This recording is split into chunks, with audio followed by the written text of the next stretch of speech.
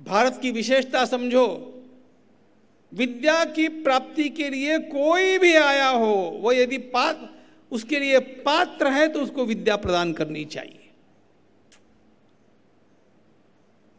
महाभारत में आगे आप देखेंगे, भगवद गीता में दुर्योधन ने द्रोणाचार्य महाराज को एक ताना कसा है, तव शिष्येण धीमता। ये सामने वाला व्यूह आपने देखा, आपके चेले ने उसकी रचना की है महाराज, उसको आपने पढ़ाया था ना। और वो चेला धृष्टद्युम्न, पांडवों के सेनापति धृष्टद्युम्न है, द्रौपदी के भाई। आश्चर्य की बात यह है कि धृष्टद्युम्न का जन्म ही द्रोण को मारने के लिए हुआ है, यह बात सबको पता है, द्रोण को भी पता है।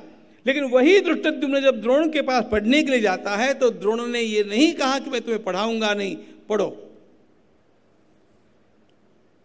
जबकि यह पता है कि यह मुझे मारने के लिए जन्मा है।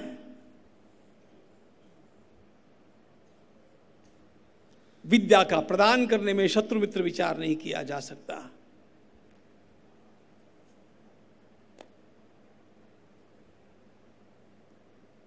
शुक्राचार्य महाराज ने कच्छ से कहा, कोई बात नहीं बेटा, आओ, तुम्हारा स्वागत है, मैं तुम्हें पढ़ाऊंगा, लेकिन ध्यान रखना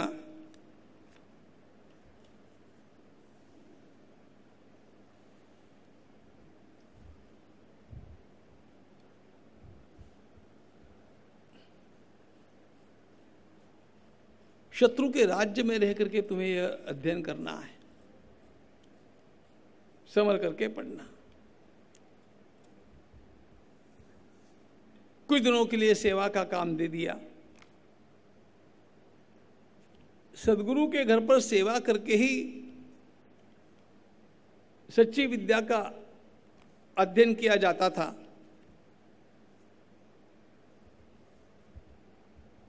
गौओं को चराने का काम दे दिया।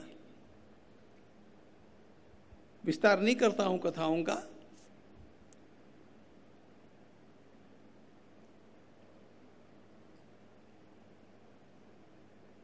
देवताओं के गुरु जी का पुत्र अपने गुरु जी के पास विद्या पढ़ने के लिए आया है, इसका पता दैत्यों को चला। उनके ध्यान में आया कि ये बड़ी खतरे की घंटी है, ये विद्या तो जानी नहीं चाहिए। आप लोगों को पता होगा, आज भी अंतर्राष्ट्रीय स्तर पर वैज्ञानिकों का अपहरण होता है। वैज्ञानिकों का, एटॉमिक एनर्जी में काम करने वाले, स्पेस एनर्जी में काम करने वाले जो अच्छे अच्छे वैज्ञानिक हैं, उनको या तो विदेशी शक्तियां भगा करके ले जाती है या खत्म ही कर देती है। क्योंकि विद्या के कारण, वैज्ञानिक अनुसंधान के कारण राष्ट्र प्रबल होता है। तो ऐसा चला।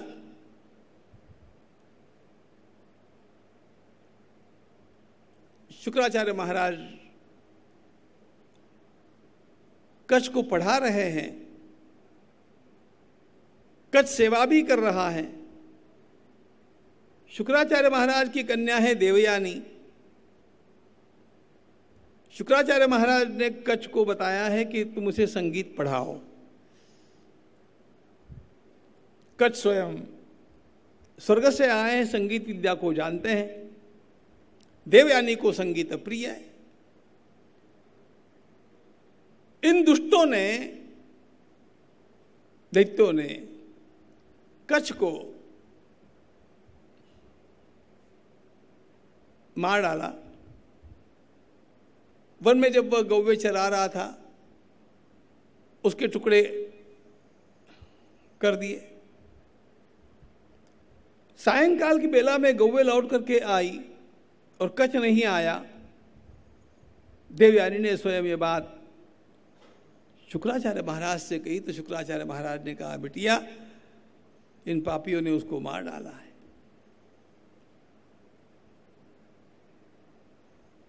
देवयानी रोने लग गई। शुक्राचार्य महाराज ने कच्छ को अपनी विद्या से जीवित कर दिया। ऐसे 3 प्रसंग हुए हैं, 3। उनका विस्तार करने में मैं जाता नहीं हूं, विस्तार से कथा नहीं देखनी है, लेकिन 3 बार जब इन पापियों ने कच्छ को मारा और शुक्राचार्य महाराज ने उसको पुनर्जीवित कर दिया, आखिर महाराज ने कहा कि अब तुम विद्यावान हो गए हो, पता नहीं और ये लोग क्या करेंगे, तुम यहां से चले जाओ, ये अच्छा है। संजीवनी विद्या को प्राप्त करके जब कच्छ वहां से जाने को हुए, तब देवयानी ने उसके सामने प्रस्ताव रखा कि मैं तुम्हारे साथ चलूंगी, मैं तुमसे प्रेम करती हूं और मैं तुमसे विवाह करना चाहती हूं। कच्छ ने कहा, देखो देवयानी, आप मेरी बहन हैं।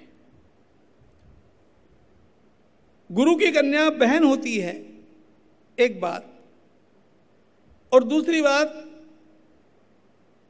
तीसरे प्रसंग में तो स्वयं आपके पिताजी के उदर के अंतर्गत जाकर के पुनः मेरा जन्म हुआ है, इसलिए मैं अधर्म तो नहीं कर सकता। चिढ़ करके देवयानी ने कच्छ को शाप दिया, उसकी विद्या विफल होने का। कच्छ ने कहा, चाहे मेरी विद्या सफल हो, चाहे मेरी विद्या विफल हो, लेकिन मैं अधर्म नहीं करूंगा। और तुमने मुझे शाप दिया है, तो कच्छ ने भी देवयानी को शाप दे दिया। देवयानी ने कच्छ को शाप दिया, तुम्हारी विद्या विफल होगी। कच्छ ने देवयानी को शाप दे दिया, तुम्हें ब्राह्मण पति प्राप्त नहीं होगा।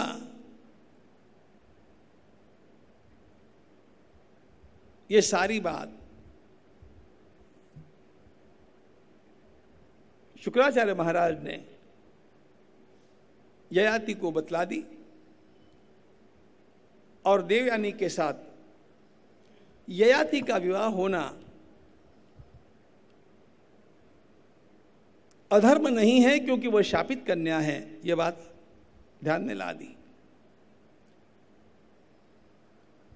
इस समय देवयानी ने एक शर्त और रखी, अपने पिताजी को ले जाना चाहती है वह अपने साथ, क्योंकि दैत्यों के राजा वृषपर्वा की कन्या शर्मिष्ठा ने उसका अपमान किया। हमने देखा था कि वो गड्ढे में गिर पड़ी थी, गड्ढे में उसे धकेला था शर्मिष्ठा ने। लड़कियों की तू मैं हो गई, उसमें अपमानित करके उसको धकेल दिया गया।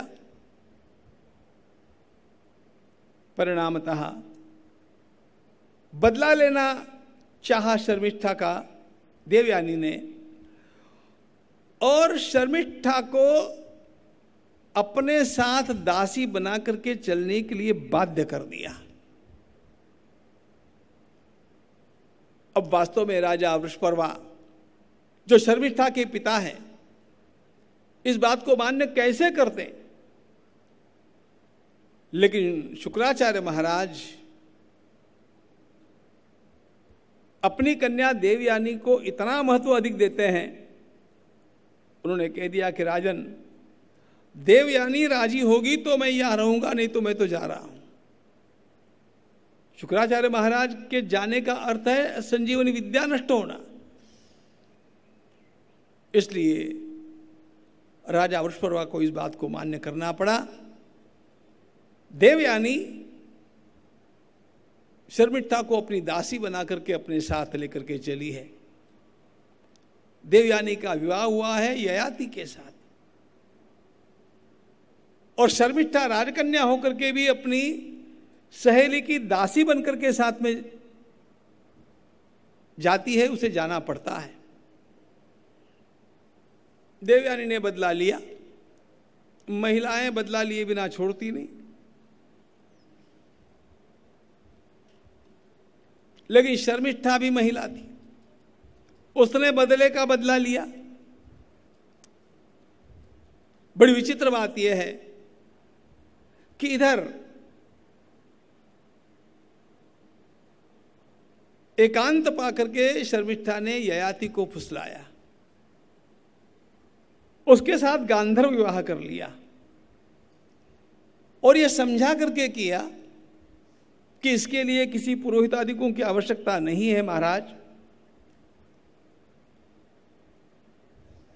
ययाति का गृहस्थाश्रम चला है देवयानी के साथ, और ययाति का दूसरा आश्रम चला है शर्मिष्ठा के साथ। पहले इन बातों का पता लगा नहीं शर्मिष्ठा को, देवयानी को, लेकिन बाद में जब पता चला तो बड़ी गड़बड़ी हो गई। देवयानी के 2 पुत्र हुए, यदु और तुर्वसु। शर्मिष्ठा के 3 पुत्र हुए, अनु, द्रुयु और पुरु। जब ये बात खुली तो शर्मिष्ठा की करतूत को देख करके अत्यंत चिढ़ गई देवयानी और ययाति को छोड़ करके अपने पिताजी के पास चली गई। समझाने के लिए महाराज ययाति गए। शुक्राचार्य महाराज ने स्वयं ययाति को देखते ही चिढ़ करके शाप दे दिया कि तुमने मेरी कन्या के साथ दगा किया है। तंतावत वृद्धो भव। उसी समय ययाति अतिवृद्ध हो गए। वाचिवीर्यन द्विजानाम। शुक्राचार्य महाराज मंत्र शास्त्र के सर्वोच्च ज्ञाता थे, उनकी वाणी का वह प्रभाव था। ययाति ने रो करके कहा, महाराज, अरे शाप देते समय भी आप विचार करते कि आपने क्या किया, इसमें किसका भला किया? आपका कल्याण हुआ कि मेरा कल्याण हुआ कि आपकी कन्या का कल्याण हुआ? थोड़ा तो विचार करते। शुक्राचार्य महाराज ने कहा, बात सही है।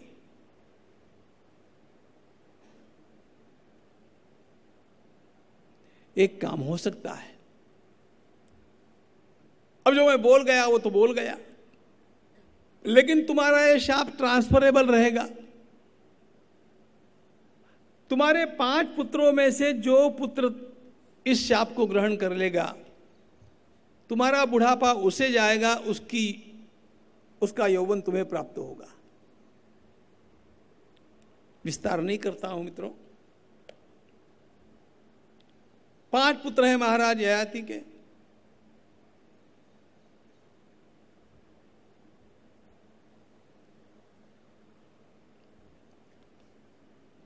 यदु, तुर्वसु, अनु, द्रुयु और पुरु।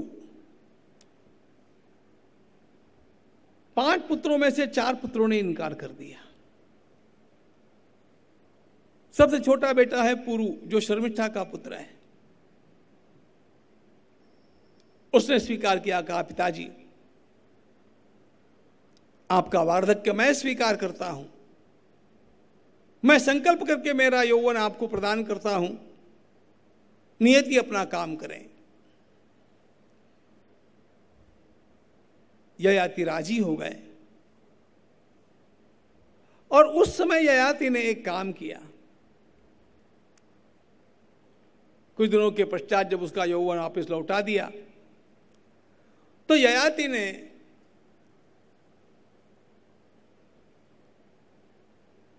बड़े बेटे यदु से कहा कि तुम मेरे बड़े पुत्र हो,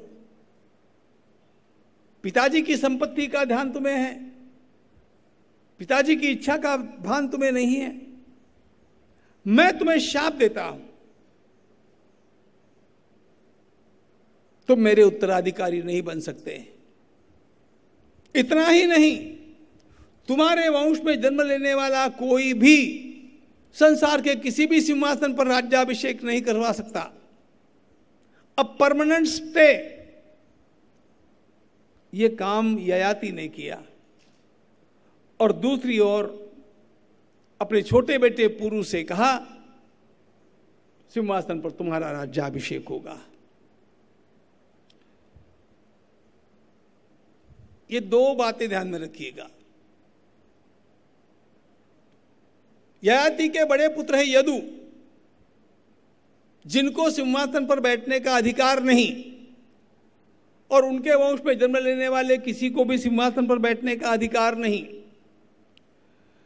और सबसे छोटे पुत्र है पुरु, जो सिंहासन पर बैठे हैं। आगे चल करके पुरु के ही वंश में कुरु का जन्म हुआ, यही वंश कुरुवंश कहलाया, और इसी में कौरव पांडवों का जन्म हुआ। ययाति के छोटे पुत्र पुरु के वंश में कौरव पांडवों का जन्म आगे चल करके होता है, और ययाति के सबसे बड़े पुत्र यदु के वंश में भगवान श्री कृष्ण का अवतार बाद में होता है। स्टेज इधर से भगवान श्री कृष्ण का वंश है यदुवंश, और इधर से पुरु का वंश है कुरुवंश। इन दोनों वंशों का मूल पुरुष है ययाति। इसलिए ययाति से महाभारत की कथा का आरंभ होना सर्वाधिक महत्वपूर्ण है, क्योंकि आगे चल करके सारा का सारा विस्तार इस एक महापुरुष के दो वंशजों का विस्तार है।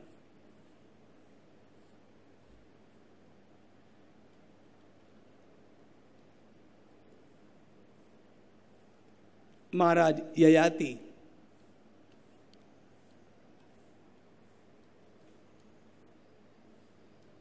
अपने पुत्र को राज्य सौंपने के पश्चात अपनी दोनों पत्नियों को साथ में लेकर के वन में जा तपस्या करते हैं। बाद में तो देवयानी और शर्मिष्ठा दोनों में भी पुनः प्रेम निर्माण हो गया।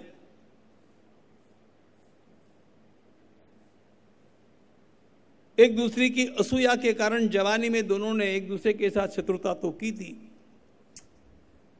लेकिन आखिर समय मनुष्य को सिखाता है। ययाति ने उन दोनों के साथ वानप्रस्थाश्रम के नियमों का पालन करते हुए तपस्या की।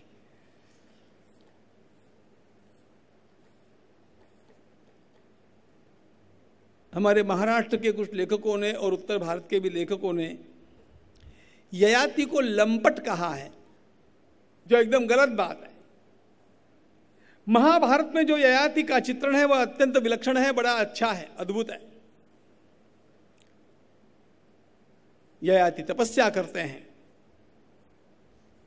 इतनी तपस्या करते हैं कि वे सशरीर स्वर्ग में पहुंच सकते हैं। जब वे स्वर्ग में पहुंचते हैं, संदेश सुनिए, तो उनकी योग्यता इतनी अधिक है, पुण्य के कारण इंद्र के समीप का आसन उनको मिलता है। अब इंद्र को अच्छा तो लगता नहीं, इंडिया से आया हुआ ये कोई मेरे एकदम समीप आकर के बैठ जाए, स्वर्ग के राजा को ठीक लगा नहीं। इंद्र ने क्या किया? ययाति से पूछा, ययाति अरे वाह, आपको इतना बढ़िया स्थान मिला, क्या क्या पुण्य किया था आपने? ययाति ने पुण्य बताया। अच्छा, और ये भी मैंने किया। अच्छा, और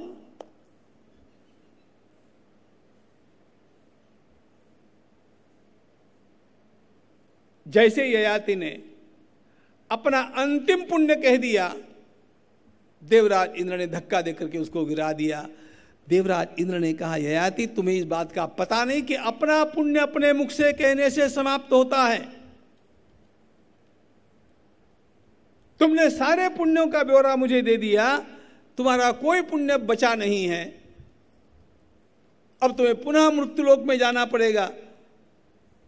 केवल मैं तुम्हें एक स्वतंत्रता देता हूं कि बोलो तुम कहां गिरना चाहोगे। धन्य ययाति।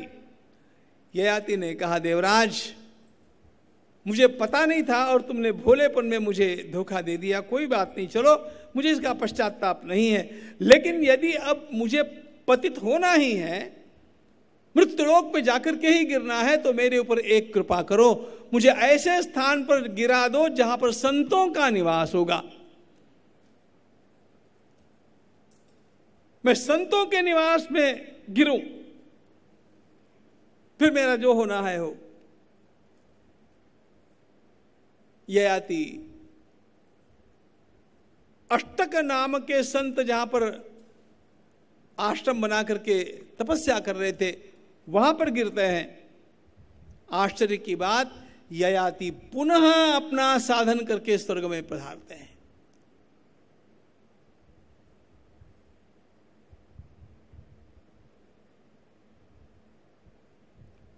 अपने द्वारा किया गया पुण्य जब व्यक्ति अपने मुख से बोलता है कि मैंने ये कर दिया, मैंने वो कर दिया, मैंने वो कर दिया, जितना जितना कहा उतना उतना डिलीट होता गया। पुण्य के बल पर यदि हम कोई महान विकास चाहते हैं, हमारे शास्त्रकार कहते हैं पुण्य करो पुण्य छिपा दो, पुण्य करो पुण्य छिपा दो, जो छिपेगा वो उगेगा। महाराज ययाति ने अपने पुत्रों के समक्ष एक बड़ी सुंदर बात कही। महाभारत का सबसे पहला संदेश यह है हम सब लोगों के लिए, न जातु काम कामानां उपभोगे न शाम्यति हविषा कृष्णवर्त्मेव भूय एवाभिवर्धते।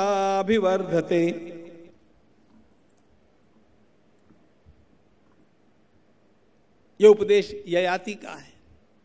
न जातु काम कामानाम उपभोगे न शाम्यति हविषा कृष्णवर्त्मेव भूय एवाभिवर्धते।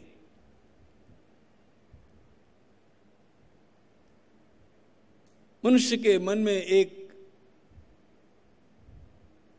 विलक्षण भावना रहती है कि मैं इतने उपभोगों को प्राप्त कर लूंगा, इतने उपभोगों को प्राप्त कर लूंगा, इतना सुख मैं प्राप्त कर लूंगा, मेरा मन भर जाएगा। ययाति महाराज कहते हैं, अपने मन के इस स्वभाव को जान लो मित्रों, कितना भी उपभोग करने पर भी आपका मन भरने वाला नहीं है। न जातु काम कामानाम उपभोगे न शाम्यति हविषा कृष्णवर्त्मेव भूय एवाभिवर्धते।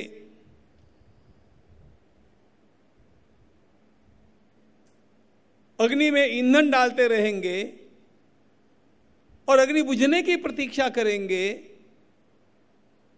तो जैसे ईंधन डालते रहने से अग्नि बुझती नहीं है, अग्नि बढ़ती जाती है, उसी प्रकार कामोपभोगों से कामेच्छा समाप्त नहीं होती है, भोगेच्छा नष्ट नहीं होती है, भोगेच्छा बढ़ती जाती है। और फिर क्या होता है पता है? उपभोग की क्षमता समाप्त होती गई और इच्छाएं अधिकाधिक दृढ़ होती गई। मन में भोग की लालसा खूब है और भोग की क्षमता समाप्त हो चुकी है। मनुष्य के दुख का यह कारण है। स्वादिष्ट पदार्थ खाना चाहता है बुढ़ापे में और पछता है नहीं, फिर देख तो रहा है टुकुर टुकुर, लेकिन खाने की पचाने की क्षमता नहीं, तो मन दुखी होता है। न जातु काम कामानाम उपभोगे न शाम्यति हविषा कृष्णवर्तमेव भूय एवाभिवर्धते। एक बात, तो फिर क्या करना चाहिए? संयम यही उपाय है। जितना जितना अपने मन को संयम का पाठ पढ़ाते जाएंगे उतना उतना सुख आपके पास अधिकाधिक अधिकाधिक आता जाएगा। वशे हि यस्येन्द्रियाणि तस्य प्रज्ञा प्रतिष्ठिता। इंद्रियों का संयम यह सुख का एक मार्ग है। ययाति का उपदेश आगे चालू है। ययाति ने एक दूसरी बात कही। ययाति ने कहा, अपने पुत्रों की साक्षी से उन्होंने हम सब लोगों के लिए कहा, ध्यान रखना, यत् पृथिव्याम व्रीहियवम हिरण्यम पशव स्त्रियः एकस्यापि न पर्याप्तम इति मत्वा शमं व्रजेत्। सारे भूमंडल पर जितना भी धन वैभव है, उपभोग की सामग्री है, एक भी व्यक्ति के मन को संतुष्ट करने के लिए पर्याप्त नहीं है। देखो, हमारे शरीर की भूख बहुत कम होती है, लेकिन मन की भूख बहुत ज्यादा होती है।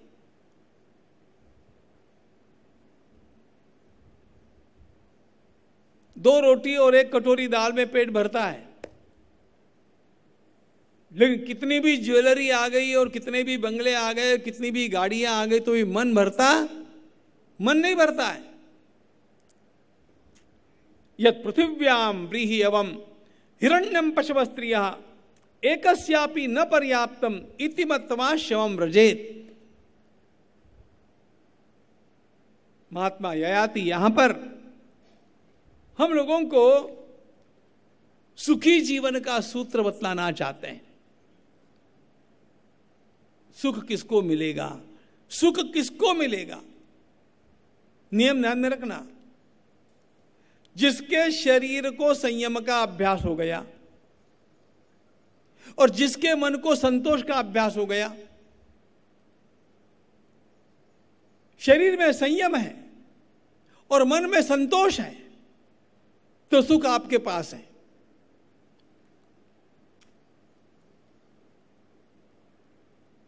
शरीर में संयम नहीं और मन में संतोष नहीं, इंद्र के आसन पर बैठ करके भी आप सुखी हो सकते नहीं। फिर से दोहराता हूं, सुखी वही होगा जिसने शरीर से संयम का अभ्यास कर लिया और जिसके मन ने संतोष का अभ्यास कर लिया।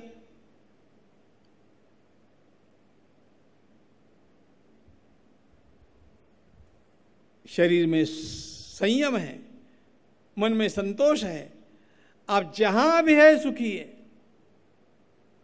शरीर में संयम नहीं, मन में संतोष नहीं, आप इंद्र के आसन पर बैठ करके भी सुखी हो सकते नहीं।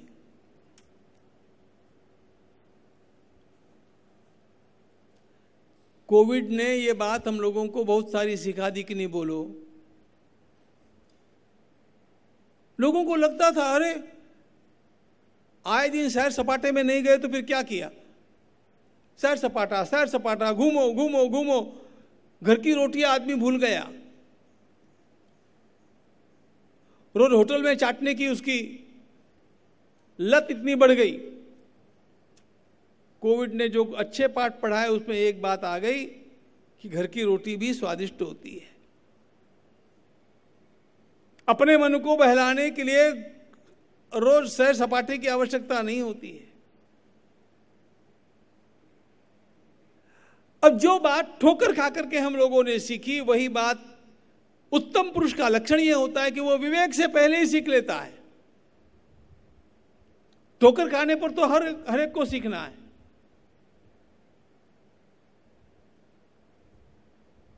कृष्ण गोविंद नारायण रे, कृष्ण गोविंद नारायण रे, गोविंद नारायण हरे कृष्ण गोविंद नारायण हरे कृष्ण कृष्ण मुकुंदा जनार्दना कृष्ण गोविंद नारायण हरे कृष्ण कृष्ण मुकुंदा जनार्दना कृष्ण गोविंद नारायण हरे कृष्ण कृष्ण मुकुंदा जनार्दना कृष्ण गोविंद नारायण हरे कृष्ण कृष्ण मुकुंदा जनार्दना कृष्ण गोविंद नारायण हरे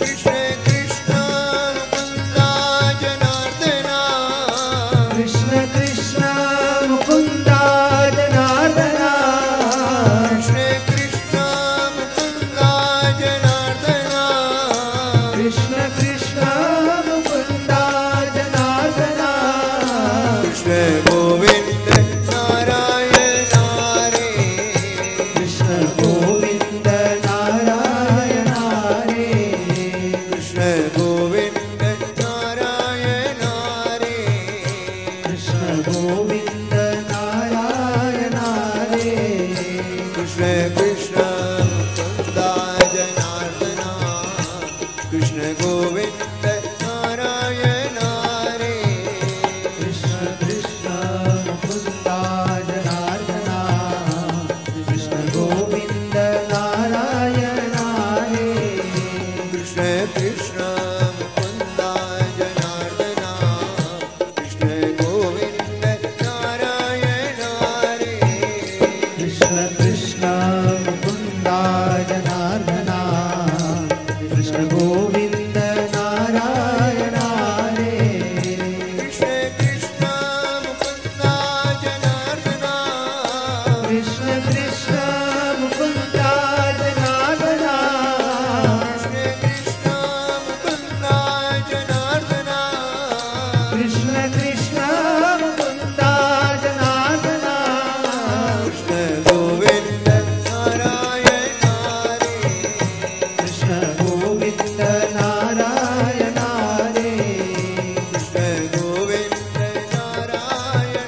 हरे कृष्ण गोविंद नारायण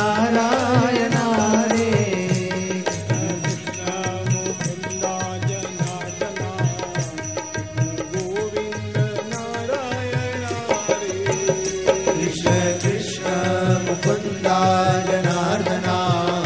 कृष्ण गोविंद नारायण हरे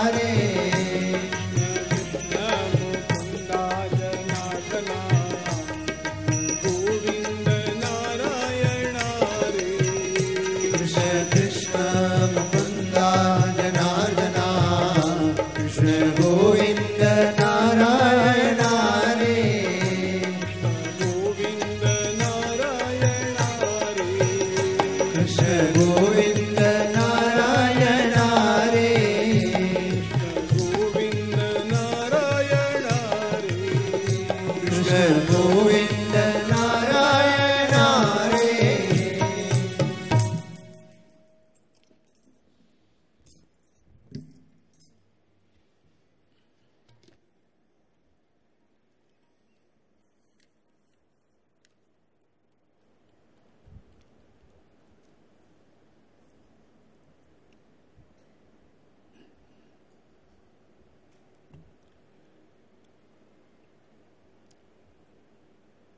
महाभारत की यह दिव्य कथा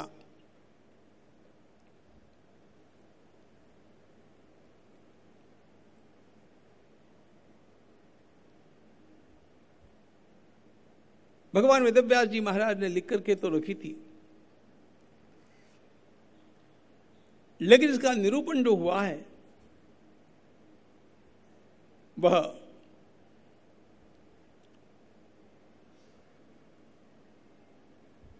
श्रीमद् भागवत में आपने जिन महाराज परीक्षित का नाम सुना है,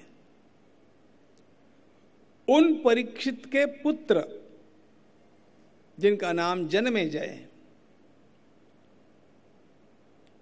उन जन्मेजय जी के द्वारा किए गए सर्पसत्र का प्रसंग चला है और सर्पसत्र के इस प्रसंग में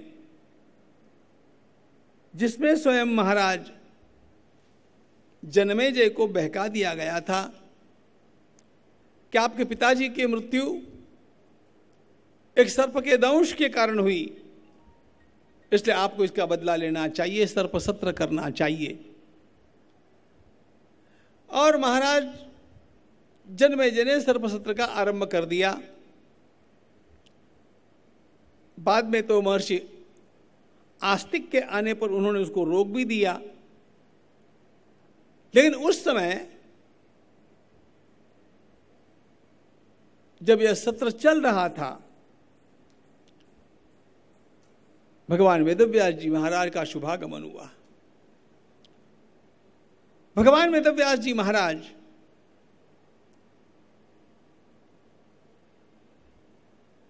चिरंजीव हैं, आप लोगों को पता होना चाहिए, और महाभारत के सभी पात्रों के भी पूर्व पात्र हैं।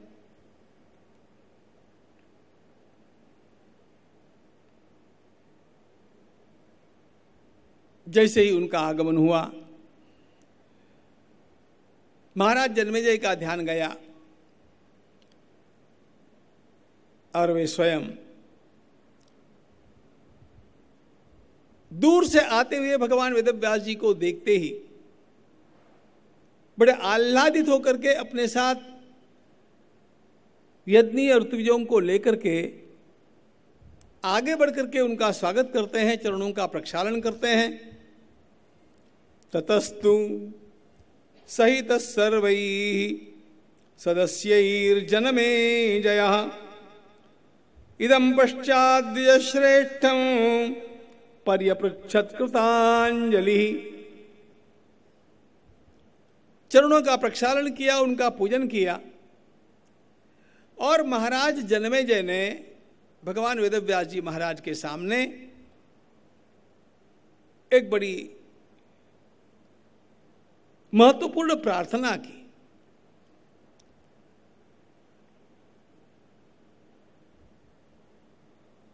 कहा, महाराज, कुरूणां पांडवानांच भवान् प्रत्यक्षदर्शिवान् तेषां चरितमिच्छामि कथ्यमानं त्वया द्विज। कथं समभवद्भेदः तेषाम् अक्लिष्टकर्मणां तच्च युद्धं कथं वृत्तं भूतान्तकरणं महत्।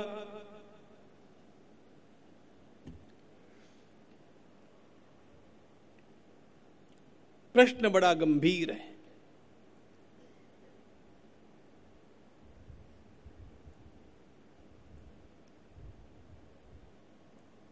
महाराज परीक्षित के पुत्र है जनमेजय, और जनमेजय भगवान वेदव्यास जी महाराज से प्रार्थना करते हुए कहते हैं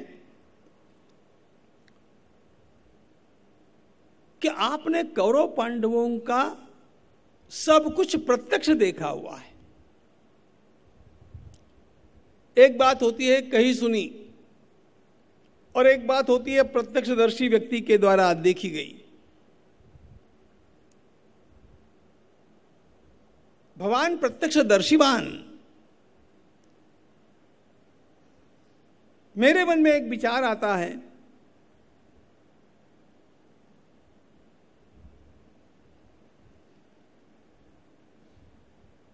ये सब लोग अच्छे लोग थे, इतना भयंकर युद्ध इन लोगों में कैसे हो गया? अच्छा, प्रश्न की खूबी ध्यान में लीजिए। कथम समभवत भेदः तेषाम अक्लिष्ट कर्मणाम। सब अच्छे थे, उनमें मतभेद निर्माण कहां हुए? अच्छा, ये मतभेद क्यों बढ़े?